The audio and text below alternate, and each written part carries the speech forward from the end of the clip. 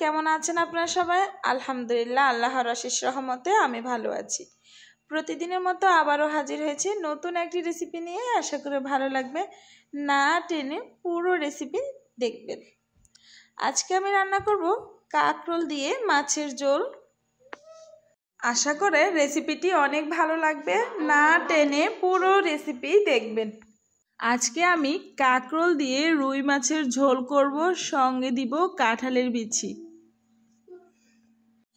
অনেকেই কিন্তু কাঁকরোল খেতে পছন্দ করে না, কাঁকরোলে থাকা প্রচুর বিচি, সেজন্যে। আবার অনেকেরই খুব প্রিয় একটি সবজি এই কাঁকরোল সবজি। কাঁকরোল নানানভাবে রান্না করা যায়। কাঁকরোল ভর্তা করা যায়, কাঁকরোল দিয়ে গরুর মাংস রান্না করা যায়, কাঁকরোল ভাজি করা যায়, কাঁকরোল দিয়ে মাছের ঝোল করা যায়। একভাবে কাঁকরোল রান্না করা যায়। আমি কিন্তু আগে কাঁকরোল খেতে পছন্দ করতাম না। আমার একটা অপছন্দের সবজির মধ্যে কাঁকরোল ছিল 1 নাম্বার। কখন যেন কাঁকরোল আমার এত প্রিয় হয়ে গেছে, নিজেও টের পাইনি। কাঁকরোল আমার এখন খেতে ভীষণ ভালো লাগে। এখন কাঁকরোল খেতে আমি অনেক বেশি পছন্দ করি। আজকে আমি রুই মাছ দিয়ে কাঁকরোলের ঝোল করব। এইভাবে রান্না করলে অনেক মজা হয়। কাঁকরোল রান্না করতে খুব একটা মশলার প্রয়োজন হয় না। আমি শুধুমাত্র একটু রসুন বাটা এবং জিরা বাটা দিয়ে মশলাটা কষিয়ে নিব এবং একটু পানি দিয়ে দিলাম ভালো করে কষানোর জন্য। এরপর দিয়ে দিলাম ভেজে রাখা মাছগুলো।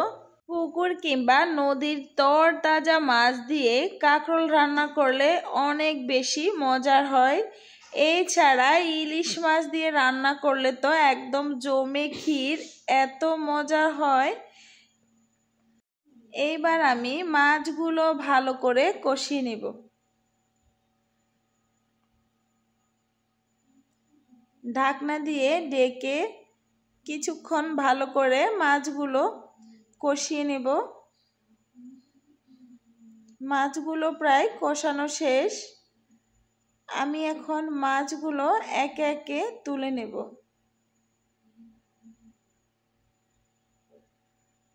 আপনারা দেখে বুঝতে পেরেছেন আমার মাছগুলো সম্পূর্ণ কষানো হয়ে গেছে এবং কালারটাও অনেক সুন্দর আসছে। এরপর একে একে সবগুলো মাছ তুলে নেব।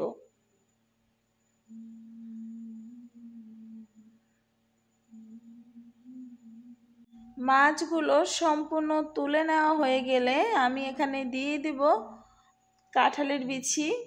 কাঁঠালের বিচি দিয়ে কাঁকরোল রান্না করলে অনেক বেশি মজার হয়। এরপর দিয়ে দিব কাঁকরোলগুলো, সঙ্গে আমি আলু কেটে নিয়েছি। যে কোনো তরকারি রান্নাতে আলু না দিলে কিন্তু ভালো লাগে না, সেজন্য আলু দিয়ে দিলাম। এছাড়াও আলু কিন্তু সকল রান্নাতে একদম প্রয়োজন হয়। আলু না দিলে যে কোনো সবজি রান্না অসম্পূর্ণ থেকে যায়। এরপর আমি তরকারিটা ভালো করে কষিয়ে নিয়েছি। এরপর আমি দিয়ে দিব প্রয়োজন পরিমাণে পানি। আমি এখানে সম্পূর্ণ পানি দিয়ে দিব, যে পানিতে আমার পুরো সবজিটা একদম সিদ্ধ হয়ে যাবে। এরপর দিয়ে দিয়েছি নারকেল বাটা। তরকারিটা ডেকে দিয়েছি। কিছুক্ষণ পরে আমার তরকারিটা প্রায় হয়ে গেছে। এখন আমি দিয়ে দিব কষিয়ে রাখা মাছগুলো। এরপর মাছ দেওয়ার পরে আমি আবারও ডেকে রাখবো। ডেকে রাখার কিছুক্ষণ পর আবার এসে দেখব আমার তরকারিটা প্রায় হয়ে গেছে। দেখেন কি সুন্দর কালার আসছে, জাস্ট অসাধারণ। এইভাবে অবশ্যই বাসায় ট্রাই করবেন, অনেক অনেক মজা হয় কাঁকরোল রান্না।